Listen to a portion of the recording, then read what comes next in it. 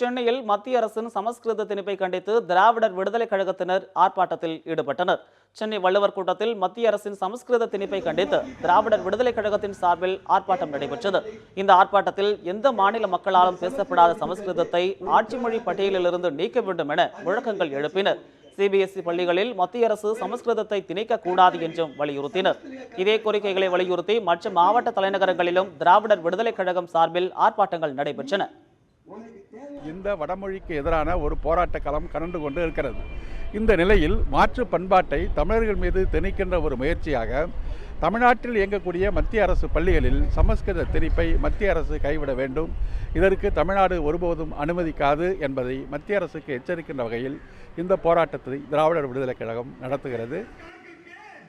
இதேபோல் சேலம் தலைமை தபால் நிலையம் அருகே நடைபெற்ற ஆர்ப்பாட்டத்தில் திராவிட விடுதலை கழக தலைவர் கொளத்தூர் மணி கலந்து கொண்டு பேசினார்.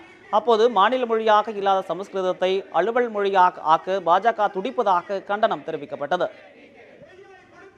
அரசியல் சட்டத்தில் அலுவல் மொழி பட்டியலிலே வைத்திருப்பதே முதலில் தவறான ஒன்றாகும்.